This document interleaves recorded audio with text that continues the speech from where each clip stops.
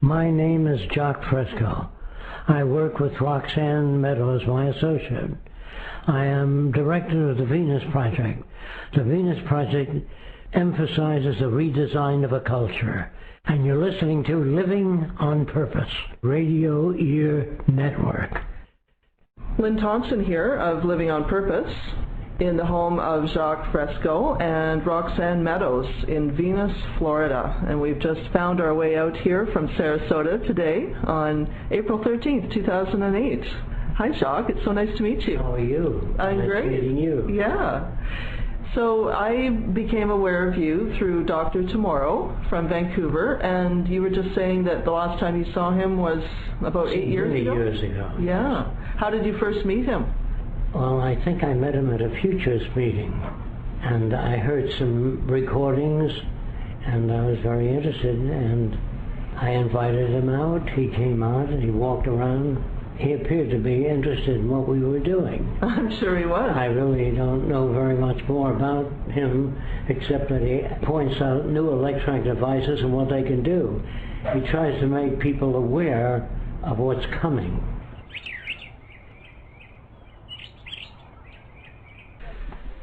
So Roxanne Meadows, how did you and Jacques Fresco first meet over 30 years ago? I was on a cruise ship doing portraits, bad portraits, for a living, traveling around, seeing many beautiful places, and somebody approached me and talked to me about Jacques' ideas, talked to me about a lot of his inventions, and he had tape recordings of lectures that Jacques did. Jacques used to lecture, this is when he was in Miami, he used to lecture at universities around the world, in Miami, and at his home 3 days a week. I went and listened to the tapes in this person's room on the cruise ship, and they were more interesting than anything that I'd ever heard. It made more sense to me than anything I'd ever heard.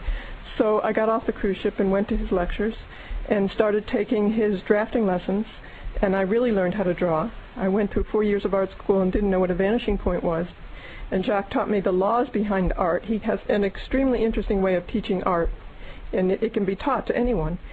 So I went through his courses, and I learned how to draw on his design, so it was very interesting. And then he taught me how to do model making, and I started reading his book, going to his lectures, and working with him. And we were together for about 33 years now. Wow, that's amazing. So you knew him when he was, 59 then?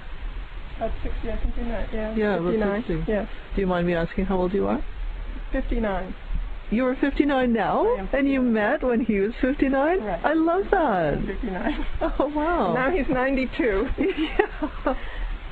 Huh. But luckily for me, he's still going very strong. Wow, what an amazing partnership. Very impressive.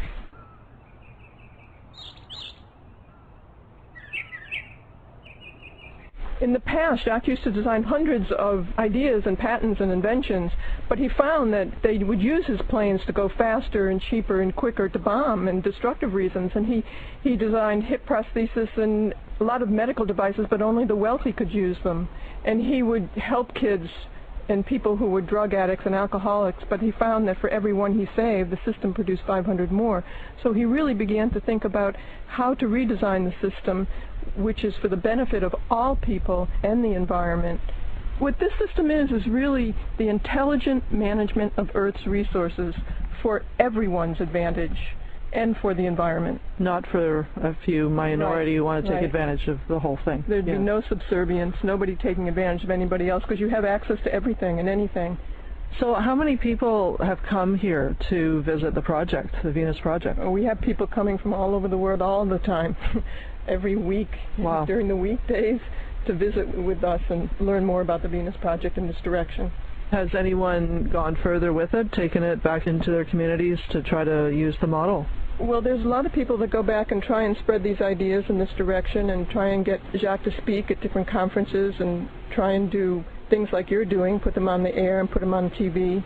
And he is well known all over the world and is written up all over, but recently his designs are not implemented yet. But it's really the film that we think is the most important, because it's the ideas and the direction for a sustainable and sane future that we feel is more important to get out there. And the film would introduce these people to this direction and the ideas in an entertaining way.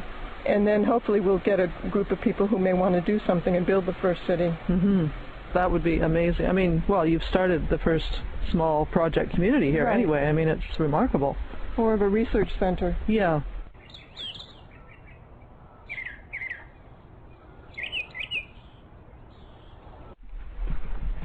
It's really old, pristine Florida. It's a well-kept secret in the middle of the state. Most people go to the coast, but it's quite beautiful. We'll go this way.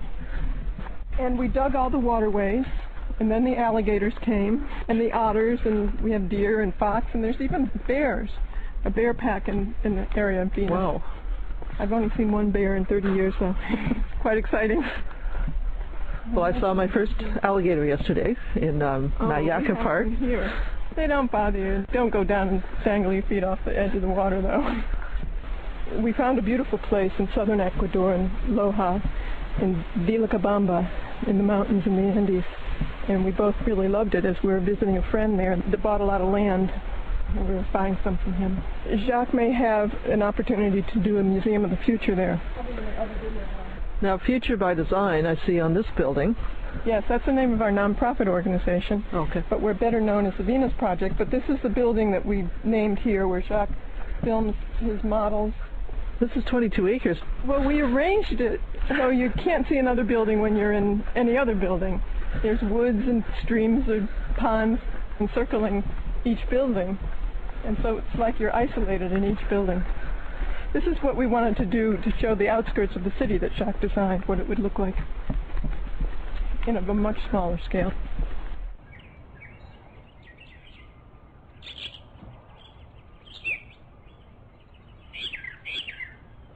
And you can see that the bridge sticks over cantilever over the water. You don't see any structures underneath, but there are structures. There are several beams that go across the road, and they're embedded in 3-foot by 3-foot concrete, so you can hold up a herd of elephants on this bridge. Everything that Jacques builds is overbuilt, very strong. Mm-hmm. We don't have to worry about it. And the bridge that we're standing on, too, is concrete and steel. There's usually water under there, but Florida has had a drought for a couple of years. And then we have pathways through the woods and around the lake. We ride bikes and walk. I think that's a pretty view. What is the goal of the film that you're putting together? What is your vision for the possibilities with this? We hope we can get the film out before things get worse in the society and maybe a lot more people lose their homes and lose their jobs and start to lose confidence in their government. But it will actually take something like that, I think, before people look for something else, look for other alternatives. But there really aren't any alternatives out there other than trying to fix things within this monetary system, which causes the problems in the first place. So we're hoping we can get this film out, which will really show how we get from here to there and what the possibilities of a positive future could be like. And then maybe at that time people will get together and say, let's try this, because all other social systems have failed. And this one, too, we feel is on its way out. The guest house. I love the guest house. Even our pump houses here. Yes. They're concrete and steel, and they are not going anywhere in a hurricane. So that just houses the well. This may be the only 22 acres that stays in place for a hurricane. Everybody will want to live here then. Well, people have said that this is the hurricane shelter of Venus. Kiddingly, but it really is. Well, yeah. It doesn't really have any other hurricane shelter. This is just so beautiful here. We got to have a pic at the guest house. But we don't want to disturb the photographer. Do you show that on your internet? Yeah, if we link in some of these audios with the visuals, that'll be good. Oh my! I love this. Yeah, we have working tables all over. That's all we ever do. Our guests work, we work. And comes in low all around. It takes 5 minutes.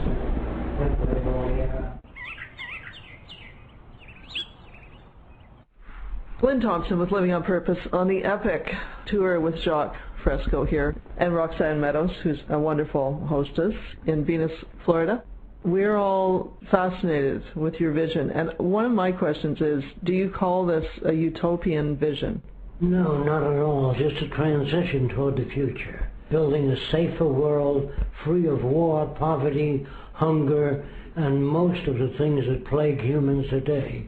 We can overcome that. Not in hope and dreams, but with technology and applied science, we can build a world far different than the world we live in today, where war would be unthinkable, or another person wanting to hurt another person would be unacceptable. Kids would be brought up Here's how it's done, if you want to know that. We have a group of kids, and they're building things, little animated things. And older kids of different nationalities come over to them and give them tips on how to improve it. Black kids, Orientals. So every kid becomes extensional to one another.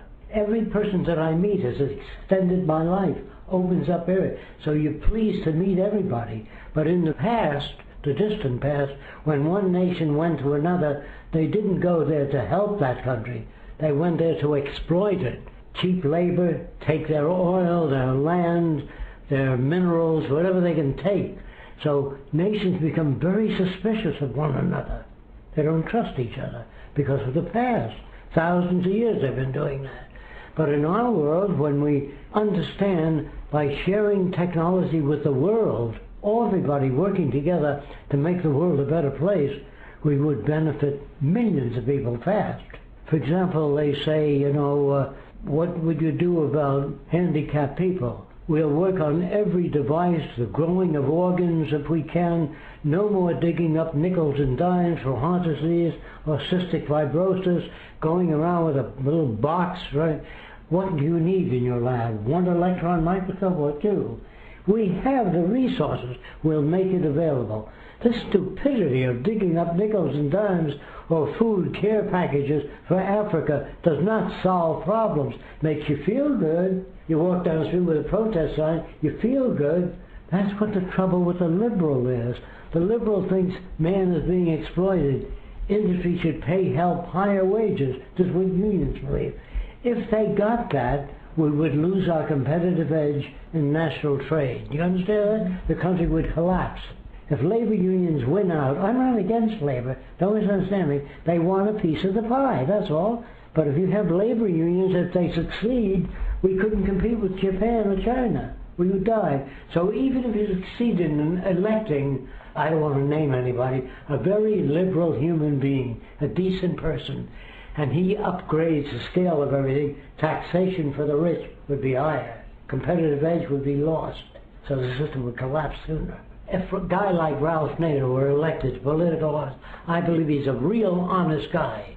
And if he were elected, he'd probably be shot by the established order, or he would make things so great for the poor that we would lose our competitive edge.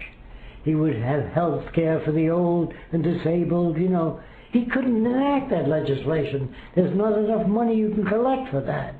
But not knowing those things, Ralph Nader thinks technology is something else, and decent guy in government is something else. It's not. It's about overcoming scarcity.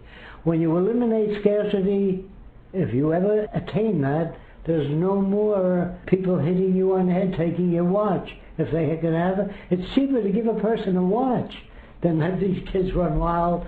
It's cheaper to make things available to people. In other words, as technology improves, I'm sure you've seen motion pictures of new production methods moving in real fast. Chemicals, all kinds of objects are treated by machine fast.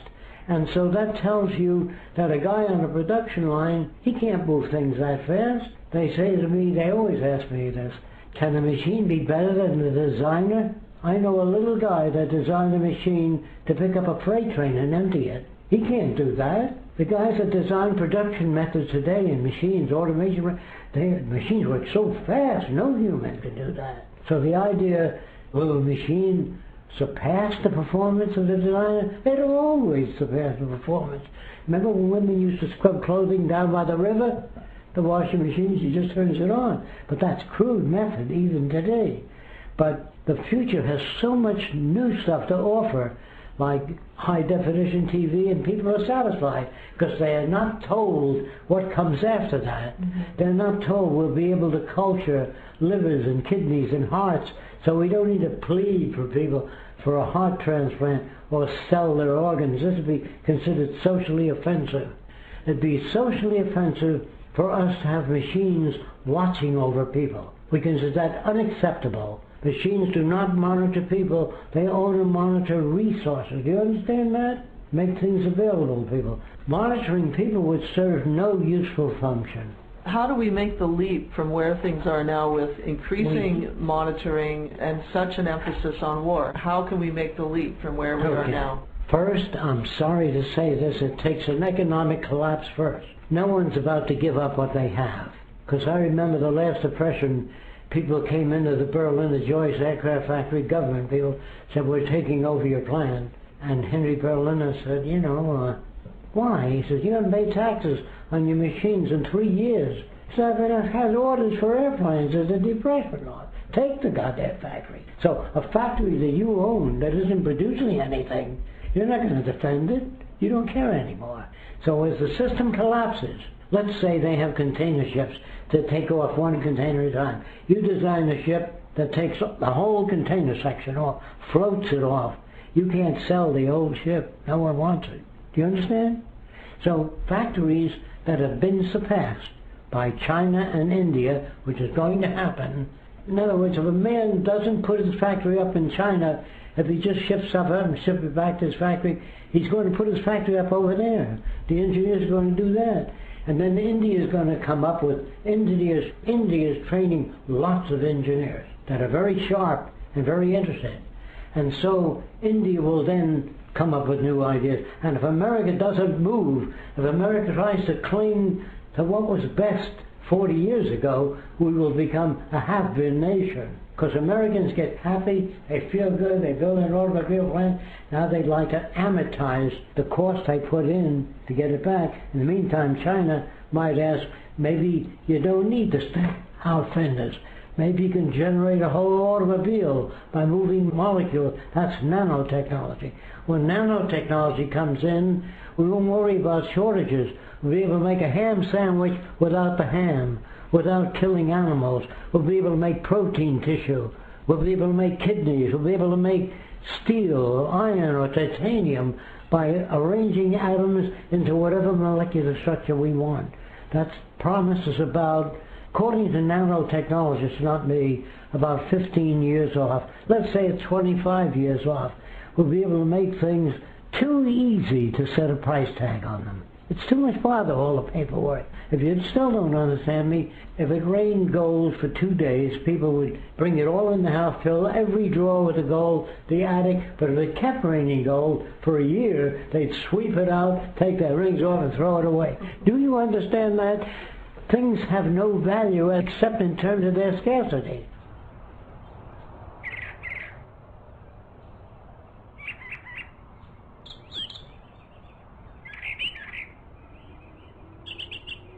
Inventions come about, first of all, through need. You have to have a need for something. For example, there's an island off Ireland where women wear a harness like a cow, and they carry 2 buckets down from the hilltop to fill it with water to cook with. Then they go up the hill with it, and then they have to skin animals and melt down the fat for the lamps. So in the movie we have a guy walking over and says, someday, young lady, you'll turn a little gadget and the water will flow right out where you live, hot and cold. And someday you'll press a button and the lights will go on, and you'll turn it down, make it brighter or weaker. And she says, what will women do? You understand me? If you're brought up in that culture, that would seem that your life work, you know. And I want to show people, what will women do? What will people do with all this technology? They think work is normal. Work is offensive. It's the worst thing you can do to people, is put them in a monotonous job. Even psychologists tell me they hear the same old crap. It's very boring. The problems people have. So they will be schooled in the future to understand people. And so you don't talk at them, you talk to them. You know. And most people don't. They use you as an outlet, you know, but they don't even remember what they said the next day. So we want to change all that, but it's going to take films, and the film will cause the sophisticated people to catch on right away. We don't need to convince everybody on Earth. We just have to convince less than 7,000 people to operate everything on Earth. You don't need millions of people agreeing with you. The few people that do these things will help direct society. You know, when I say direct society, I mean not to their own values, but to what is necessary to live in peace. What are we going to do about religion, though? Oh, we support all religions, so they don't have to go out and dig up nickels and dimes anymore. But on Sunday, you have all comparative religion, what different people believe all over the world. Then you have agnostics, what they believe, what atheists believe, what scientists believe, and you turn it on or off. But every point of view is on the air, okay? And we feel we're going to make soap operas, just like you got today, that look like soap operas. But in the soap operas, the little girl says, Daddy, I'm going to university to become a cultural anthropologist. And he says, what's that? And it shows what they do.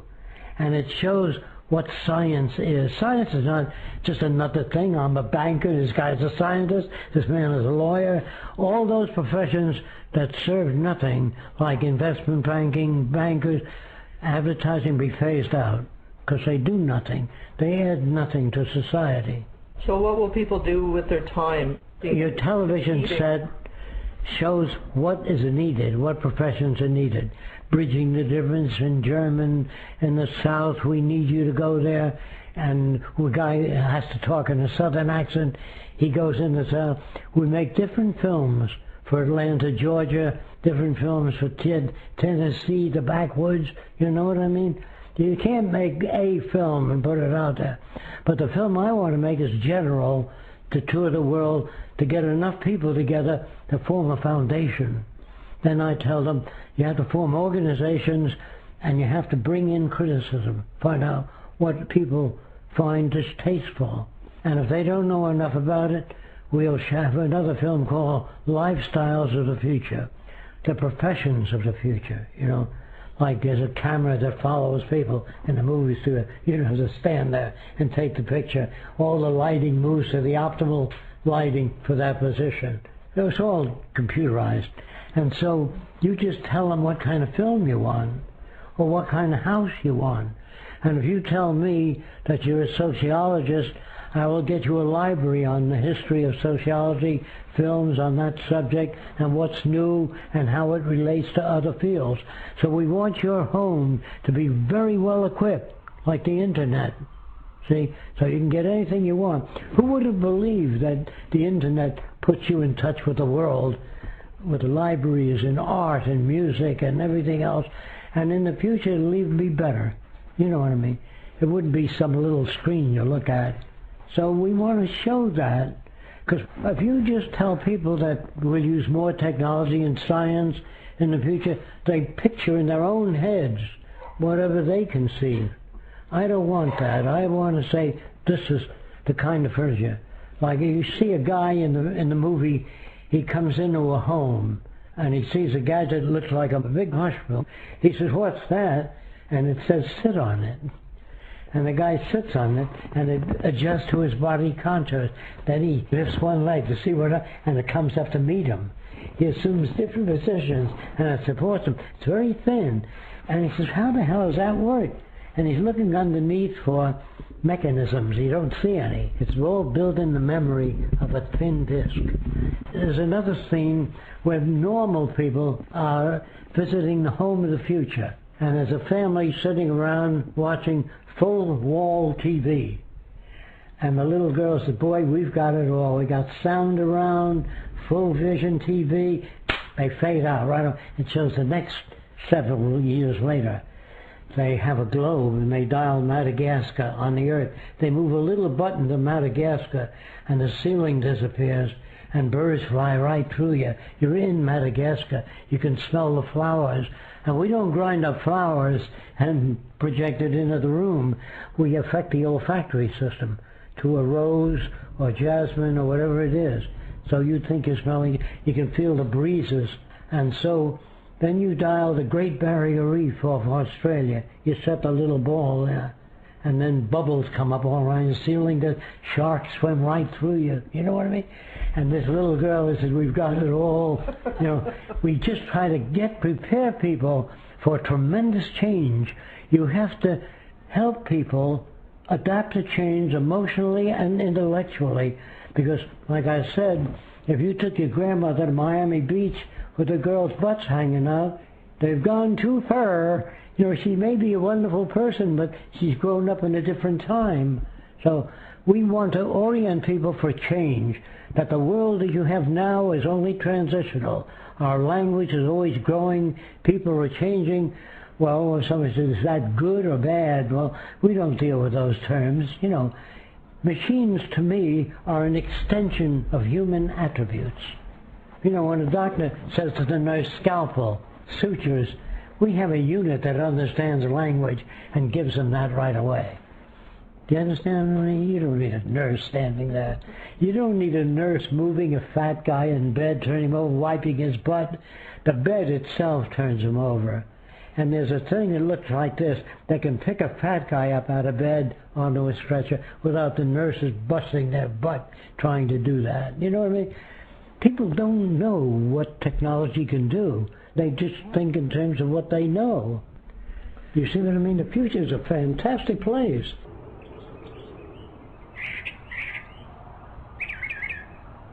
So the world I'm talking about is not like this world at all. It's so different.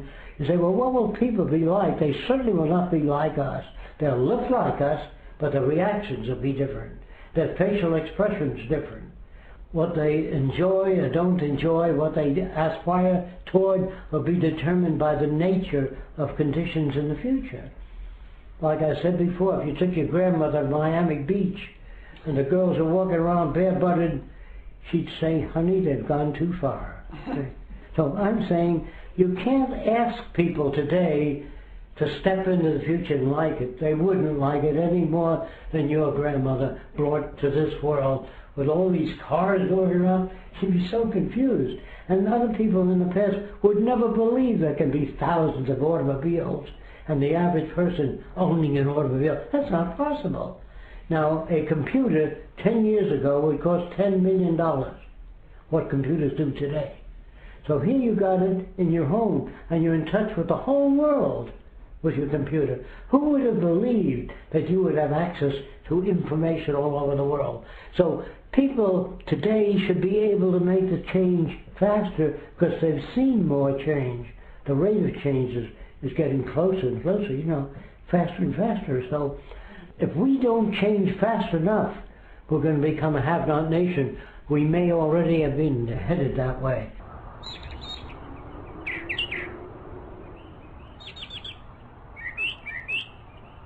I thought in working on the design of a global society that what I had put on paper sounded good to me, but I said, how do you know it'll work? And talk to myself. That's what thinking is.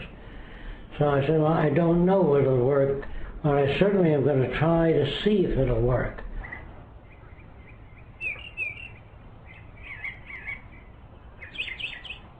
I'm Roxanne Meadows with the Venus Project, and you're listening to Living on Purpose, Radio Ear Network.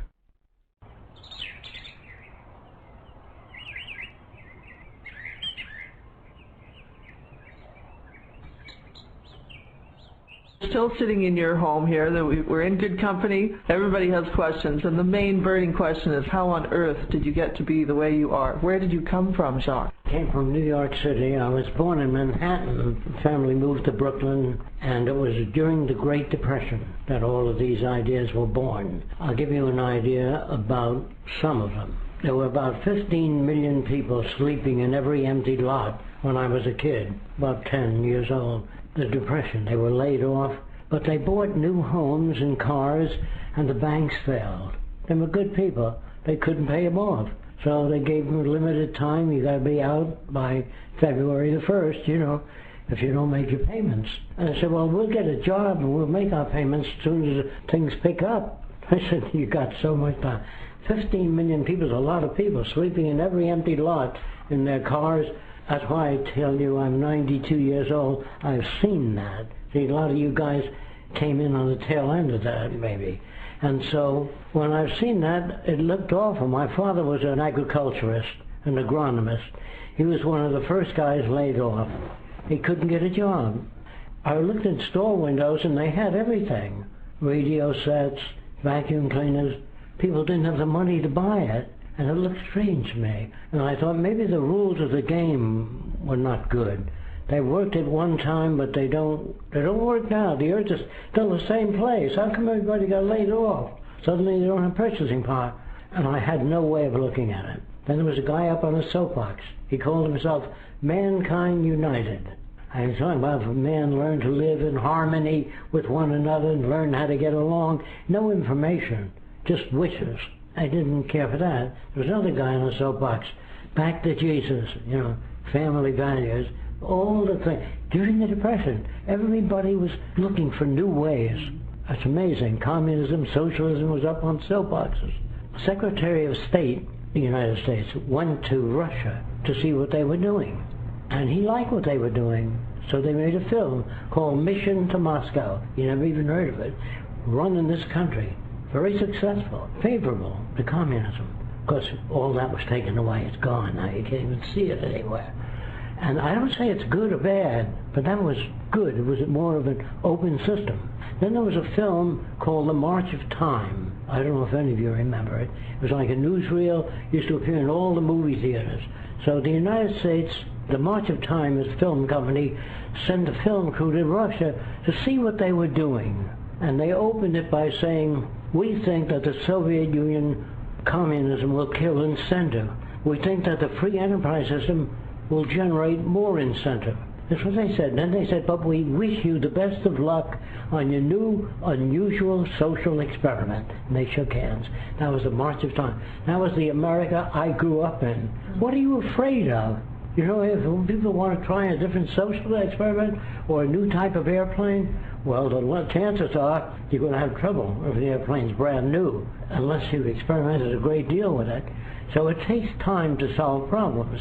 So that was the time I was brought up in. And so I looked around, there was a guy on the soapbox talking about communism. So I walked over and says, I heard about communism from our government, and they're very much against it. So I don't believe what the Republicans say about the Democrats, or what the Democrats say about the Republicans, or what we say about anybody, but I'd like to get it, what is communism? So he says, Sonny boy, go home. There was a lot of adults around this guy, and he tried to get rid of me. I said, no, I want to hear it from you. I want to know what it is. So he said, if the common man owned the means of production, he could never be laid off, and the profits would go to all people. And that sounded interesting and different to me. So I said to him, where can I find out more about it? He says, we have to go to the YCL. I said, what's that? He said, the Young Communist League. I said, where are they? And he gave me an address. And when I got there, there were children from about 8 years to 16. And they all had read great books. Dostoevsky's Crime and Punishment, Our Plundered Planet, that book I'm telling about, long before Rachel Carlson. And these kids were very sharp. They were not ordinary kids. So I said, can I ask some questions? They said, yes. How are you going to prevent corruption after you get into power? How are you going to prevent people from living better than other people, or getting rid of people that feel is a threat to their views? How are you going to house everybody? They say, well, we're pretty good people, we're not corrupt. I said, it doesn't take all people, just a few that are corrupt can louse it up. I said, so how are we going to do these things? Well, when we get to that point, that we'll work on it. I said, let's start a technical branch of the Communist Party and work on those details. They said, you are a deviationist. I never heard that term. You're deviating from the teachings of Marx. You'll have to leave. I said, I'm not deviating. I'm trying to give you a way of solving problems. The vice president, another kid about 16, stood up and said, I'd like to hear him out. So they kicked us both out. That was my exposure to the Young Communist League. I don't say all communists are that dumb, but this guy was dumb because he lost tremendous advantages. So then I went to socialist meetings. And I said, all right, after the country is turned over to socialism, how do you deal with corruption, and how do you deal with serial killers and problems in government and embezzlement and money laundering and all those? They said, well, we're socialists. We're not into that sort of thing. I said, how do you prevent it? They said, well, we won't do those things. So I felt they were very sweet, very naive. Then I hitchhiked to California. And I want to tell you what happened. On the way, this woman drives up in a brand new car. and she must have weighed about 300 pounds, had a big hat with cherries in it. I was thumbing my way to California, and she opened the door part of the way, and she said, "Are you a Christian?" I said, "What else?" She said, "Get in." So I hadn't slept for days, hiking on the highway. So I fell asleep in her car, and she poked me in the ribs, really hurt me. She said, "You're not sleeping in my car. You're singing all the way to Texas." I said, "What do you want me to sing?" "Jesus loves me, that I know, 'cause the Bible tells me so." I thought she was a pretty stupid Christian, not a reflection of all Christians. My mother insisted that I go to church, and so the minister was talking about how wonderful God is. He makes it rain to make the plants grow. So I raised my hand and said, "I wanted to know why it rained at sea." And he said, "Hold your hands out," and he beat the shit out of me. He really beat me up badly with a ruler for asking that question. He was also a stupid man. I only wanted to know. I was not there to contradict him. I wanted to understand what he was saying. So I kept away from religion because I always found that the people there just recited things, like rote memory. They had no answers in between. They said the Lord works in strange ways. I said, if I designed a bridge and it caved in, I can't say it's an act of God. It's bad mathematics or flawed engineering. There's no way to say the Lord works in strange ways. Fresco doesn't work in strange ways. He has to understand these things. So I found that all religious people, although sincere, were not well read. And when they read things that differed from their religious teachings, they avoided it. They didn't inquire into things, and they didn't learn how to question all things. So lots of things were happening. People were moving toward metaphysics. That is, they believe there are things beyond the physical world, and if only we would give that attention, we would find out that it's not just the physical world, but there's worlds beyond the physical. And I wanted to know all about that, because what the hell am I working in a lab for, trying to find out how things work, if there's such a thing as telepathy and consciousness? By opening your mind and meditating on your navel in the forest, you might get revelations. Without real knowledge, I couldn't imagine how anyone got any revelations. So I went to hundreds of seances and metaphysical meetings, and I saw strange things, because 2 Catholic priests used to attend my seminars, and they said, the trouble with you, Jock, is you think everything could be solved materially, but there are things beyond the material. I said, I have never seen any yet. Have you? And they said, many times. I said, take me there, that's all, and let me see them. Well, they said they knew a woman at Palm Springs that had the power of telekinesis. So I said, what's that? She can move objects without touching them. I said, take me there, because if that's so, the hell with science. I'm not interested in working my butt off when you can concentrate on things and reduce cancer and everything else. So I went to Palm Springs, but before I went there, I said, can I check it out when I'm there? He asked the woman, the priest, she said, of course. So I went there, and she put this big vase on the table, and she concentrated on it, and it began to move down the table. So I took my fountain pen, which was made of metal, and I'm moving it around the table, because I suspect something, and I got a 60-cycle hum. So I peeled the veneer off, and she had a bell buzzer with 4 rubber shock mounts. The table was highly polished and slightly tilted, and it moved. So I said, Father Dunn, here's how it's done, see? So she said to me, you SOB, you get the hell out of here. So I said, just a minute, I'm not your enemy. When you tell these kids you have magical powers, the people that were there, they don't work on problems, they hope things will work out. You have to get up off your butt and work on them. Blindness, leprosy, AIDS, whatever, you have to work and do a lot of studying. Hoping you get well and praying doesn't work, because I've never known a guy without an arm that went to Lourdes and says, I need an arm. Or without an eyeball, I need an eyeball. They always pray for things that are feasible. I got a toothache, will it diminish? Well, it usually does. And people get sick, and they usually get well in most instances unless you go to an old folks' home. It's less probable. So prayer seemed ridiculous because a guy would come with no legs and says, I need legs badly. And he'd have legs. That would be a miracle. And then I watched the Pope. When he prays, he always points to God. But when he goes to China, he points the wrong way. You know what I mean? He points the opposite direction. Depends on where he is in the world. He's pointing all over the place.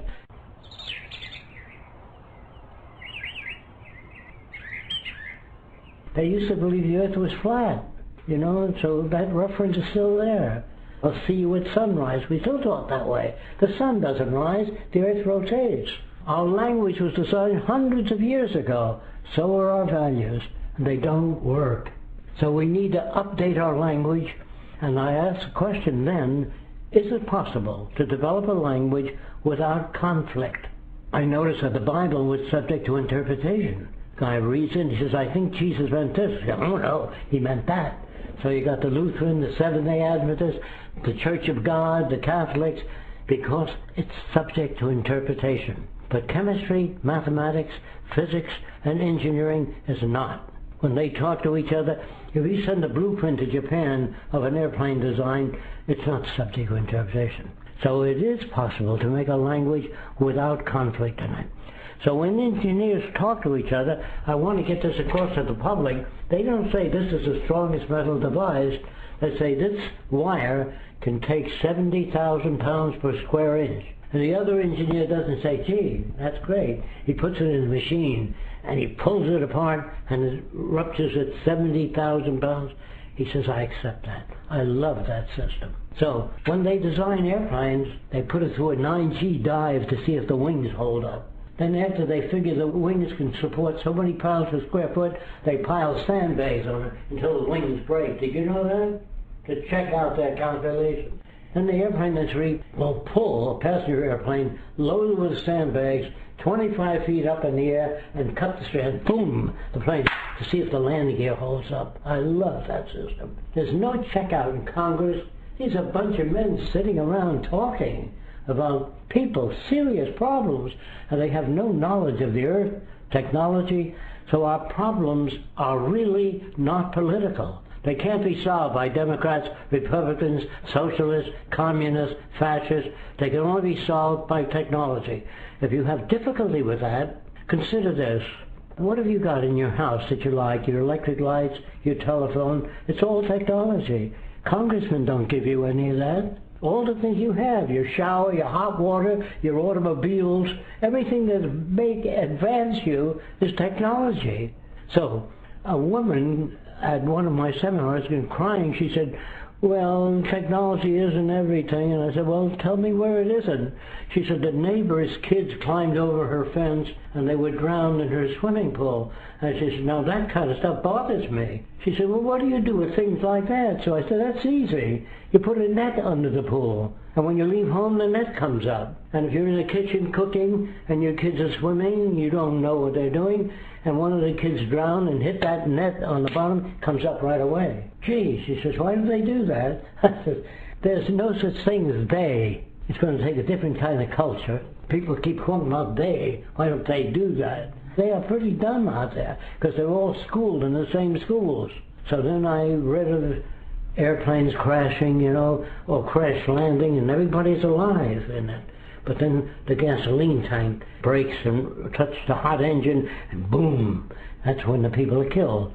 So at that time, I was bothered by that, so I designed a cylinder that blows the fuel out on an emergency landing. Do you understand? It blows the fuel by an inert gas, so it doesn't catch fire.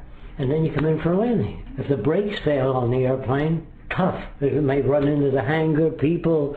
So I designed, this is long before the aircraft carriers had arresting gear that come up. It's a net of steel to stop the airplane from rolling on.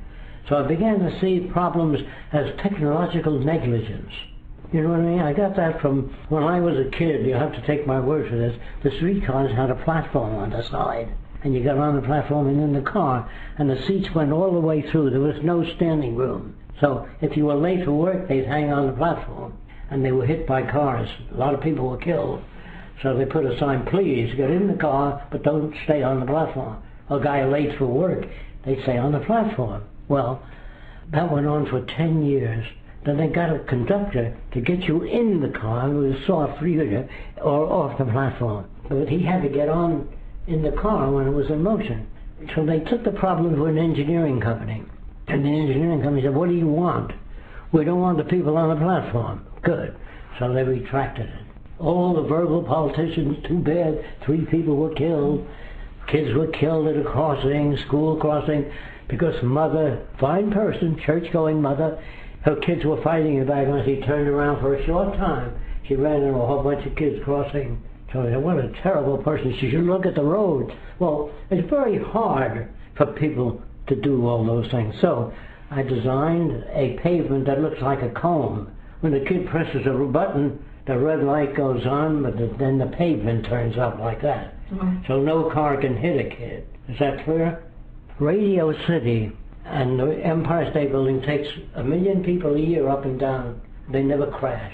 They never hit each other. Even if you cut the cable on an elevator today, the braking system goes out right away. It's redundant. If they're operating in a hospital today and there's a power failure, the emergency lighting goes on. That's called redundancy. So the question is, well, how would you arrange government so it works? I said, now that's a very hard question, because you're already conditioned to think in democracy, that you participate and all that. I said, the government of the future will be very different. Like that picture with the globe, you have to look at it, those of you that can see it. There's the earth and computer imaging all around it. That's the government of the future. Here's how it works. The Department of Agriculture is one of those little image screens, has its tentacles, electrical, into the soil. And if the water table drops, that pumps water out there. If the nutrients change, it pumps nutrients out there. It monitors the soil for toxic materials. They monitor the atmosphere, toxins. You don't need a Department of Agriculture that says it's been a drought and the plants are dying, and the president says, how bad is it? The drought is so bad that all the corn is drying out. So the president flies over, he says, so it is. So what? The problems are technical, not political. Do you understand that? I don't care how liberal you are, if you were elected the most ethical people in the government, if you ran out of resources, same old problems. So I'm trying to tell you how you do it. You put satellites around the world. Now, I don't know if you know this, but you can look it up if you don't believe me. From 3,000 miles out in space, with special cameras that the Army Air Force has, you can photograph plant diseases all over the world. They show up as red, so you see the whole world plant diseases in one shot. Every hurricane, every ship at sea, since you got all these satellites, show you every plane in the air. So you have a little globe at home that shows you everything. So if you connect your computers, and not the people, a bunch of dummies, to industry, transportation, manufacturing, you know what I mean? So if you wanted to ship, say, 500 cars to New Orleans, the computer will say you can't do that. The bridges are washed out because of satellite observation. About 8 years ago, IBM came up with a computer that can handle 1,000 trillion bits of information per second. Now, no group of humans can do that. They are not capable of doing that.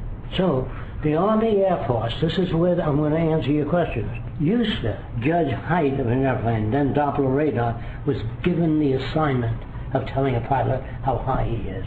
It didn't take over, it was assigned that because it worked. Now, planes fly 2,000 miles an hour today and more, and you can't see an enemy coming. You know, it's just too fast. So they have a scope in front of military planes that scan the environment and tell you with a dot where that plane's going to be in the next 15 or 30 seconds. And even if you press the gun for bullets to fire at that plane, no bullets come out unless that plane is within the cone of fire where the bullets are. That's all computerized. They're taking those decisions away from the pilot. And I can assure you within 10 years, most airliners will be flown by machines.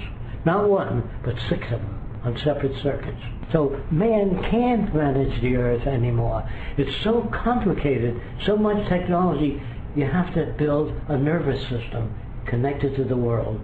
And so what we recommend is that we bridge the difference between nations. Now here's how you do that. I'm only giving you a rough idea because it's hard for me to change you in 1 hour. Roughly, you approach different countries with different value systems and you emphasize those areas you have in common. All nations need clean air, clean water, arable land, and a relevant education. Relevant education means how to grow food, how to maintain cleanliness, how to not pollute the air, how to maintain the environment. That's what I mean by relevant, not Patrick Henry said this. All these presidents of the past are dead. So are their ideas. They were pretty stupid people because they didn't have much access to information. Today there's a great deal of information, and every minute you spend on the past, you deprive students of information on problem solving. When you draft men into the Army, imagine this. If you gave them all free entry to college, if they wanted to go to college, and instead of high school kids hanging out in malls, I'm talking about the USA, that's where I live, that's where I see all these kids now. You should have art centers, music centers, cultural centers, machine shops, places to gather where kids can grow. So every kid should be given the best books we have free of charge, because the higher the quality of children, the richer the life of everybody. So somebody brought up a question and said, well, who makes the decisions in your society? Fresco? No, he doesn't. Here's how we make decisions. We don't make them. We arrive at them. Here's the difference. We take samples of the soil from all over the world, bring them to agricultural departments. There they analyze the soil. And they say, by the contents of this soil, it's best to grow sugarcane for 5 years, then rotate to beets. But that's not an opinion, that's a finding. No more, tell you what I think. No more of that. See, I believe you were brought up, I may be wrong, that everyone should have a right to their own opinion, weren't you? That's very dangerous. If you lived across the way from me, and I see 10 guys coming out of your apartment, I can have all kinds of opinions. She can be a ballet instructor, a language instructor. When you give everybody right to your opinion, you damage the growth of society. When you tell kids this is the greatest country in the world, they stop thinking. But if you say we have shortcomings, we have automobile accidents, more people are killed on the highways than wars, we have to solve that. Nothing is perfect. Then there's another BS word, bad science.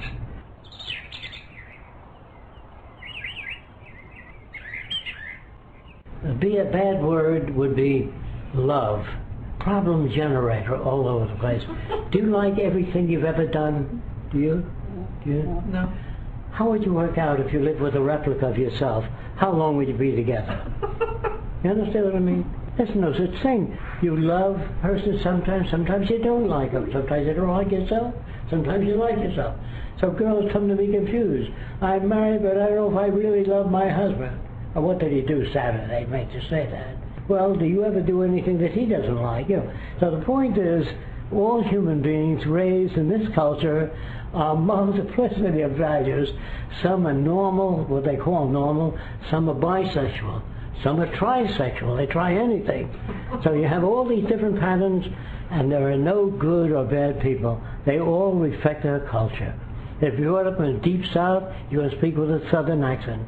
If you're brought up in Germany, you're going to speak with a German accent when you come to America. If you live in Germany 10 years and then move to France, you're going to speak with a German-French accent. There's not a thing you can do about it. You will pick up the facial expressions. All of this business about freedom, free thought, individuality is all myths. Roxanne wants me to discuss what this new society would be like. And we call it a resource-based economy. That means if you land on an island, like I told you before, with a lot of money and gold, and there's no fish and no fruit and no vegetation, you have nothing. So it's resources that really count. So what we would like to do is invite all nations by dealing with the areas we have in common. We all need clean air, clean water, a relevant education, and a pleasant upbringing. We all need that.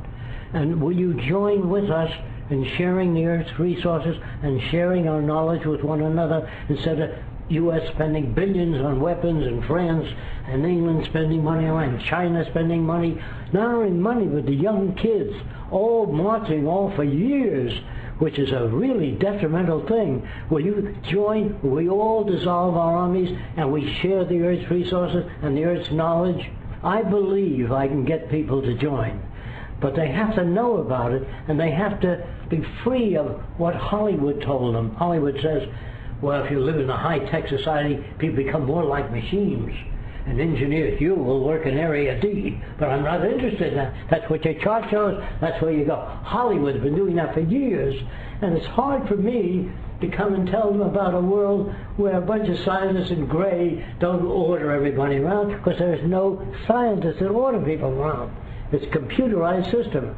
Now you have to look at this drawing here, which is very difficult to see. This is a typical science city in the future. This has to do with public health. Everything to do with public health, not the opinions of anybody. There's no junk food anymore. All that's gone. So here's how it works. This is health only. If you work in the health district, you live here if you choose to. You don't have to. Here means lakes and ponds and flowers, beautiful gardens, and they're not all domes. I did domes because it's too much work to make each house different. So this center building is interesting too, alongside these. This is the public library. Before the public library, women mostly marched to get a public library in. And they said they threw rotten eggs at him and gave him a hard time. These women that marched for that, because they said that would compete with book sales, and people won't be buying books if you made books available to people. But in those days, books were so expensive, most people didn't read. They finally got it in, the public library, and people read a little bit, and they bought more books than ever, because they knew more. Do you follow me? Mm-hmm. Now here we have a camera center, where any adult or kid can walk over, like the library. I've come to check out a camera. We say, do you know how to use it? Kids say, no. We show them how. Then we say, what do you want to do with it? He says, I love animals. We'll take care of the camera, bring back your animal photos, and we'll try to show you how to compose pictures and correct your errors. And if you take care of the camera, you get a more sophisticated camera. That goes for all musical instruments, saxophone, violin, just like a library, available to everyone. That's the end of juvenile crime. If you make things available to people, they don't steal. They become more amiable. I've lived in the South Seas. I've seen that. I know that it works. Nobody steals water when there's an abundance of it. The air you breathe is very valuable, but there's no price on it because there's so much of it. So we are capable, not only us, but Russia and China, of producing such an abundance, it would be worthless to put a price tag on it. It's cheaper to give it to people. Well, somebody said to me, where are you going to get the money to outfit these places with cameras and all that? It costs $50,000 to keep a kid in jail a year. That's a lot of money. Doesn't come out any better, by the way. And if you make these systems available, the price of 10 kids will hold that up for 10 years. You understand? Bad mathematics. So you learn math, you learn economics in school, but it's all geared to the culture you live in. See, there's no re-examination of banking, how it works, what we can do to make life better for people. If it doesn't serve the interest of the corporation, you're out. So I'm not mad at them. I'm just telling you that you live in a certain phase of social evolution. The probability is that we'll kill each other rather than save the planet. So what we're trying to do here at the Venus Project is make a major motion picture called And the World Will Be One. And that picture shows how we get from here to there and how we get to be what we are. For example, if you're brought up by a Catholic Italian family, and you meet another Italian, you say, "Tu sei italiano?" He says, "Si." What part of Italy? And so, Napolitan is high class. Sicilian? The Jews do the same thing. What kind of Jew are you? Well, look like a Luciano. And if you're Irish, you're Shandy Irish. So all people have their enemies, even in our own group, even the blacks. We hired some people to work for us for a while from Jamaica. And I said, well, we've had other blacks working for us, Afro-Americans. They said, they're Harlem niggers. The Jamaican blacks talk that way. So here you have a world that's so mixed up, so distorted, that the field of psychiatry and psychology emerged. Any psychologist that would adjust you to this system has got to be an extremely stupid person, or a psychiatrist. And psychiatrists have no idea, in most instances, of what shapes behavior. And I had one of these priests say to me, well, you're a great believer in environment. I said, I'm not a believer in it. I accept environment as a major area that sets our values. Your schools, your social institutions. So a priest said to me, I know two kids from the same home. One turned out to be a gangster, the other a minister. So if environment is everything, how do you get that difference? It's very simple. The minute you pick up the younger kid and play with it, and that 8-year-old is standing there with the lip out, you make jealousy and envy. You walk over to the little girl and say, why can't you be like your sister? She puts everything in her veil. I have to pick up after you. Then when your sister falls down and says, slight grin on her face. And nobody knows why. Because they don't know how to raise children. So I just want to tell you that there are ways of raising children. I wanted to communicate with my little boy when he was 3 months old. That's before he can talk. So I put a rubber squeegee on the end of his crib, yellow, very bright, an atomizer ball that you blow perfume through or anything. I put it at the end of the crib.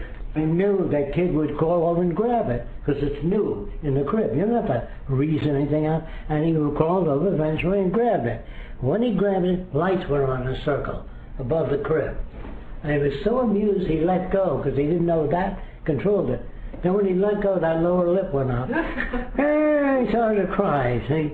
It took him a long time before he squeezed it many times before he realized that controlled those lights. Then I put one at the other end of the crib, and I knew immediately the whole situation being now associative memory. The kid would crawl and grab the other one, and when he did, and he looked up, nothing happened up there. But on the wall, lights went up and down. So that controlled that system, that one controlled this system. By the time he was 4 or 5 months old, I had 6 bulbs in there. I was controlling different things. So I never taught my kids how to read or write or anything, but what I did is I read to them at night about things, say with my little boy, things little boys are interested in, dinosaurs, animals, you know. And when it became the most interesting part of the book, I'd close it. He said, Daddy, that's the most interesting part of the book. I said, tomorrow I'll continue. Then I said, why don't you learn to read? And then you can read as much as you want to. Don't teach kids how to read. The little boy and the sheep walked along the road. On the way they met a cow. This is really roboticism. Terrible thing to do. Teachers don't know how to teach. Would you mind getting me a pencil and paper? Thank you, Rocky. They don't know how to teach because they don't know what learning is. They really don't know. Not that they're bad. Let me give you an idea. I usually ask kids from 4 to 6 years old, so you can see this, you'd have to be able to see it, to draw a picture of a person, 4 to 6. And they usually, 90% of the time, do this. We're looking at a stick figure here with a little smiley face. Then I say, is there anything you can add to that? They usually draw this. There's a stick figure house. Then I say, is there anything else you can add to it? And they draw a circle like this, and they put lines coming out there like that. I'm sure you've seen that before. And the teacher hangs that up, or she gives them some crayon to color it. And the teacher also says something like this, this is the way we spell cat. The kid says, oh, and he comes back with this. The teacher says, that isn't right, that's wrong. That's wrong tells you nothing. That's his words. She's unpleasant also. That's wrong. When my kids do that, I say, very close, isn't it? Not wrong. We just change this to this. And the kid says, oh, and he comes back with this. Can you see it all right? Mm-hmm. Much closer, isn't it? Mm-hmm. Yep. You're getting there, very close. Turn this around so the A can fit in. You say whatever you have to say to make the point. Now, that isn't what I told you. I told you so. So all bawling out, language, hostility does nothing. The Venus Project is not about architecture. It's about a way of thinking, a different kind of life. So the people of the future will not collect our stuff at all, because it's not interesting. It's boring, repetitive. We think we're civilized. There's no such thing as civilized people. There's no such thing as intelligent people. An intelligent electrical engineer of 75 years ago couldn't get a job today. So the process called intelligence is an ongoing process. Does that make sense? Yes. There's no such thing as civilization because it too is an ongoing process. So all cultures of the future will be emergent cultures, in the process of change, always. There's no utopia.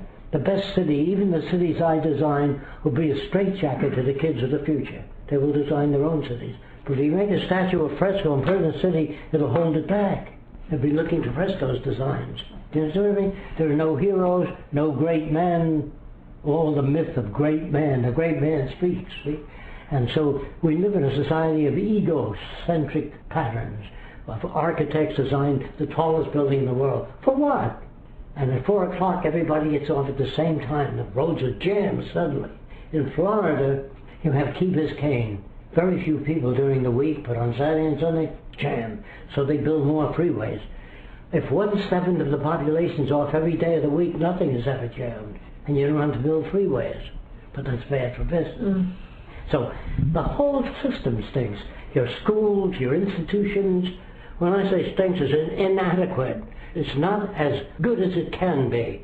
So when I say these recommendations for the future will free people from boring jobs. Oh, a waitress said to me, what would I do in your society? I'm a waitress. Would I wait on tables? I said, no, there's no more subservient behavior. No more servitude. She said, well, who delivers the food? Who does the dirty work? I said, the minute you sit at a table, the menu lights up. It's built in the seat. And you can't see the menu because it's a beautiful picture on the table. Then you verbalize what you want for food, or you dial what you want. It's up to you. The food, there's no such thing as junk food. Now, I don't know if you know this, but if you want to design a machine to do the work of people, they usually have a guy spray rubber underneath the car so the rain won't drive you crazy. It's sprayed on the metal to dampen sound. But the guy has to take the gun and spray the bottom of the car, and then the computer picks it up. First, a man has to, then the computer will do that forever. So we have Chef Milani, one of the best cooks in the world, cook food once in front of a computer. This is an engineered system. And it'll make bacon and eggs. See, you got every mother every goddamn morning making bacon and eggs. How stupid can you be?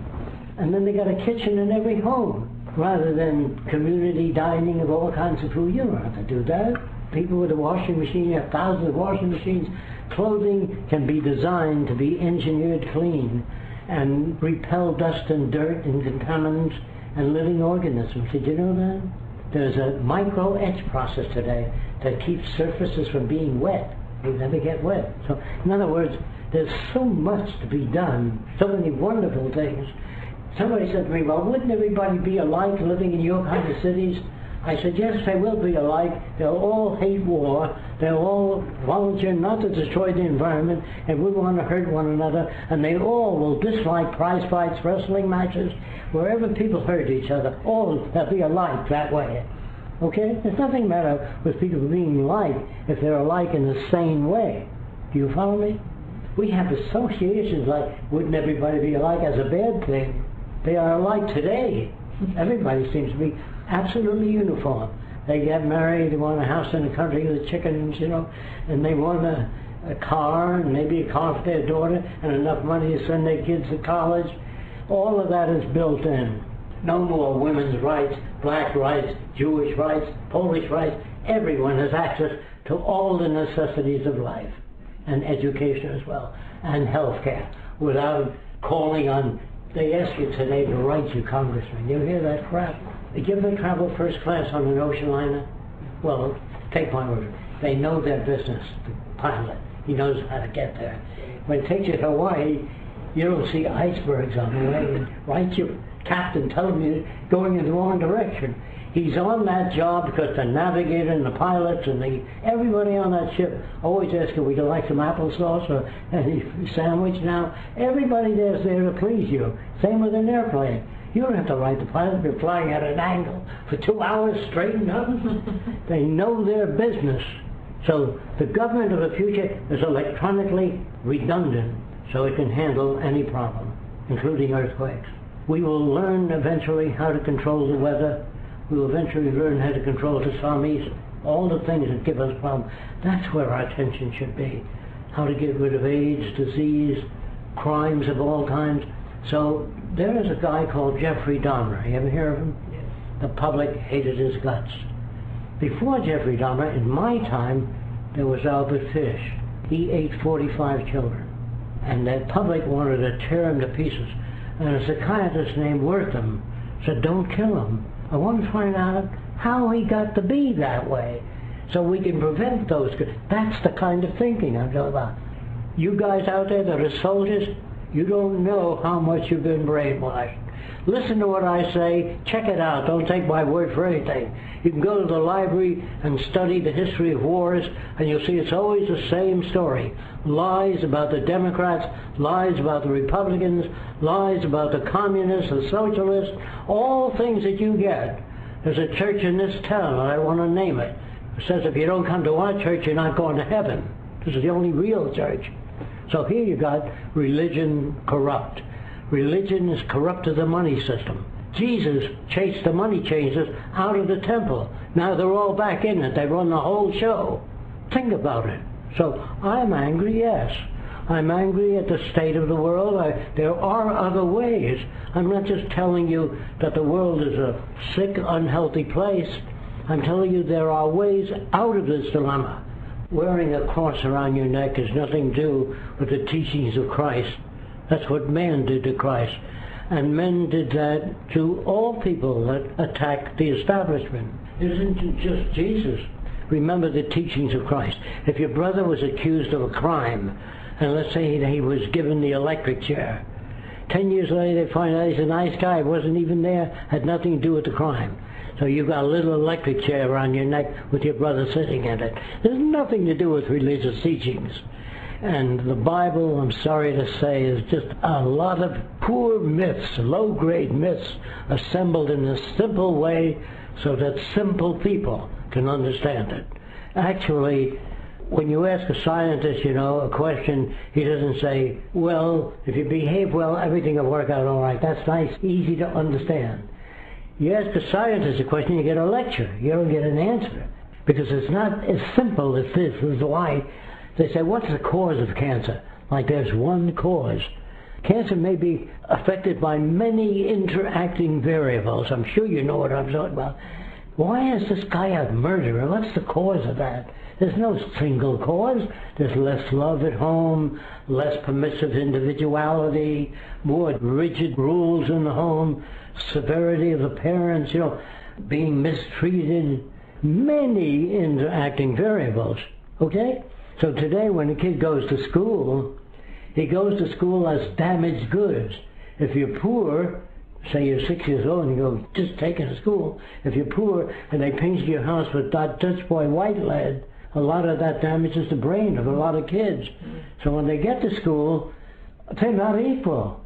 Say if you're brought up by a family that's fairly well educated, and you say, Daddy, what keeps the moon up there? I don't see any strings holding it up there. And Daddy says, it's a satellite, and centripetal force keeps it in its orbit. Or you buy your kid an encyclopedia. Now, if an impoverished American kid says, Daddy, what keeps the moon up there? He might say, what I know about that? So you can't give the kid a good start. Not because he's a bad man, he doesn't know. He's never been exposed to it. So every kid deprived of education is detrimental to our future. That's why we give them books free. That's why we educate them free. Because the smarter your kids are, the less kids shooting up drugs, which you're going to pay for in the future anyway. So we don't do it because we're good-hearted. We do it because it's a sane thing to do. We don't behave because the Bible says so. We do it. I help an old person across the street because I have compassion, feeling for them.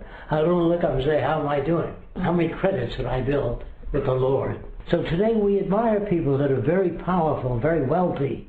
So if you can picture that as a drawing of Bill Gates and a pile of food a mile high, and a whole family with a little pile of food, greed, stupidity, we admire all the wrong people. You go to your parks, there's statues of warriors on horses. No Madame Curie, no Louis Pasteur, all the people that conquered disease. Why, it would be ashamed to put a cannon in front of this high school. We put military planes in parks and warriors with flags and bayonets. Society is so poor. I don't mean to upset you out there. There was a time when most people believed the earth was flat, because you can see it's flat.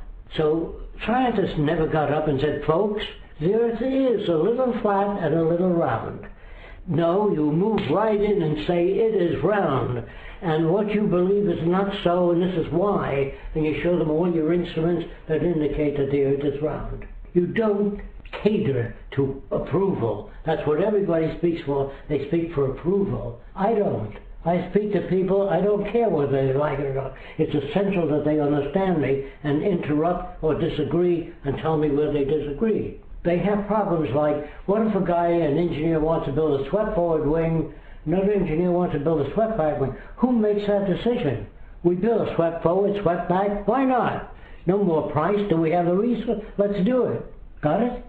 There's no more discrimination of any kind, because there's no need for it. When you try to repress ideas, you drive them underground. So we don't repress religion, we'll support it. So the minister doesn't have to pass the hat around. We'll make sure he lives comfortably and has access to the same things, but he can't say be kind anymore, because you don't have to be kind to anyone. They all live well. There's no slums, no hungry people, no street people, no prostitution, no drugs. If you have no money, you can't sell drugs. It's a moneyless society where you have access to anything. But if you say no to drugs, we know all that. It's BS. Doesn't work. Bad science again. So really, if you understand what I'm talking about, look up the Venus Project, www.thevenusproject.com, and you can get further information. And if you really desire detailed information, we have books and videotapes, and that's how we support the project. So if you get our books and get our videotapes, show them to other people. And I want to say something before we cut this out in a moment. Before we go to a foreign country, we've been invited to Saudi Arabia, Dubai, Vienna, China. Before we go, we make usually about a 15-minute film about what we would like to do when we got there. We arrange the film so it's within their value system. But when we get there, we try to turn it around, end militarism, lecture at their universities, get to their engineering students before they get involved in the monetary system, you know what I mean? Get to them early enough to give them something to work toward. I don't say you can put this in tomorrow morning. It's just something to work toward. And if you understand what I'm talking about, please look it up. And if there's anything you don't like about it, tell us what it is. We learn too, you know. We can change things. Thank you very much.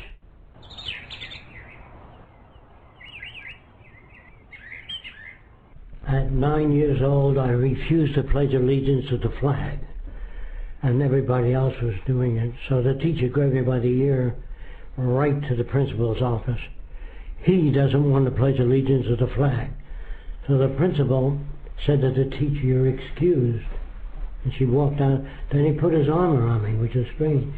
He said, "Why don't you want to pledge allegiance to the flag?" He said, "Everybody does." I said, "Everybody once believed the earth was flat. Doesn't make it so."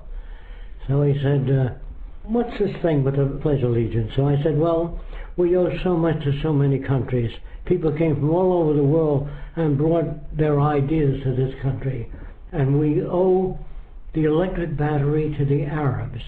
They invented it 600 years before Christ, the electric battery, the Arabs. Then there was another Arab named Algebra who gave us algebra. And so if you go into all the different countries, you'll see that we are composite of all of this. So pledging allegiance to one country, I said to the principal, I would rather pledge allegiance to the earth and everyone on it to take care of the earth and all the people on it. So he said, "Well, that's quite an ambition." I said, "It's not an ambition, it's a necessity." So he got a little flustered and he said, "I have to call your mother in." So he calls my mother and says, "Can you come down to my office now?" My mother comes in weeping. What did he do? He says, "He didn't do anything. We don't have a place for him in our school. So I'm going to take him to Macy's and buy him a child's microscope and whatever books he wants, because he doesn't like our history books. He says that all people say the right thing, everything they do is great, there's no mistakes, you know." I said it was artificial. And he said, "What can I say? I agree with you." So he roped off the back of the class and he bought me a lot of stuff. Then I got beaten up by a lot of the kids because they resented that. I didn't attack them or hurt them. And I realized why they did it, because they didn't like any kids singled out and given any special privileges. That went on for a year and a half, and he died. They cut the privilege, and I disliked school very much, so I played hooky. I was out for 2 months and a week, and the tune officer was sitting in front of my house on the stoop, waiting for me. He said, "You haven't been to school for 2 months." I said, 2 months and a week. So he said, "What do you do when you're not in school?" I said, "I go to the public library, I go to the science museum, and I read what I want to read." I said, "Well, what's the matter with school?" I told him, it's rote, everybody recites things, there's no cross-examination, there's no discussion. So he said, "What do you do at home?" "I have a little lab." He says, "Can I see it?" I said, "Under one condition, you don't tell my mother who you are. Don't tell her you're the truant officer, because I always come home with books." You know what I mean? Because my mother wouldn't understand that. He said, "Look, I like what you're doing. I think you're right." He says, "You can do me a favor, show up Monday at school, and then you can play hooky again. Because you're not hanging out with gangs, you're not doing detrimental things." That was very unusual. He was a very young guy, and he wanted to know a lot of things that I was doing, because I was doing interesting things in my lab, and he asked me a lot of questions, and he was fascinated by it, so he let it go. And then I started hitchhiking all over the country. I never went back to school. I attended lectures at universities just to hear different ideas, but I noticed how uniform everybody was. All airplanes looked alike. When I was a kid, all my airplanes were rotary wing, different kind of planes. Everything. I never did the same thing. Architecture, all houses looked like that. There was something like they were dead people. They were living the lives of someone else that lived before them, that imparted a way of thinking. I called them myself the living dead, because they were doing nothing new. But younger architects in school wanted to change the world to some extent, and when they got out, they were beaten back by zoning into conformity. And you didn't conform, you didn't eat. So you conformed. So I never conformed. I just hitchhiked all over the country, had my own lab, and developed products. I turn out a product, sell it outright, and go back to the lab. I only made furniture and things so I can go back to the lab and look up what I wanted to do. I can show you some of the products. Well, let's have a tour.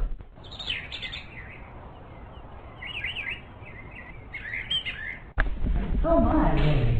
This will give you some idea. Anyway, this is what we want to do in Africa. Okay? I made these bottles. This has inertial wheels in it, so it won't move like a toy. It moves like a big machine. See? And this machine can change its shape, and it uses lasers and melts the earth underneath it into obsidian. So you don't need to mix concrete, and you move 15 miles an hour making a canal in Africa.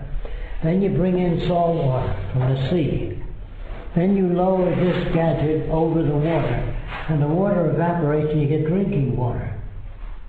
So you can give them drinking water for irrigation. Then these things, big buildings, are manufactured in dry dock. You know, they're like they build ships. And this travels along the building, picking up the windows and everything. And then when the building is finished, we flood the dry dock with water and bring the building to the site, floated there. Then we use water jets under the building. And the water jets permit you to use 1 pound of force and it'll move 1 ton of weight. And we slip the whole building, finish it. That's how we change the world in 10 years, if we use this kind of technology. This is from our motion pictures. We build all this stuff to get the effects we want, and we use this kind of thing for helicopters flying. We put an airplane on this, and it travels across the scene. We have to make all this stuff, and that's what we do with money. If you come over here, I think I told you I was against the space program until the nations learn to live together in peace. We go off on a joint venture and explore space. But if you don't do that, you're going to have nuclear weapons out there. I think we may already have them. And I was against going to Mars. You know what terraforming is? There are engineers today that are terraforming, theoretically, other planets to make them habitable. That's wrong. While this one's falling apart, first save the Earth, otherwise you'll have nothing, you know. And I wanted to put like 8 of these between the Earth and Mars with oxygen, spare parts, so if anything damaged your equipment, you didn't have to come all the way back to the Earth for many months.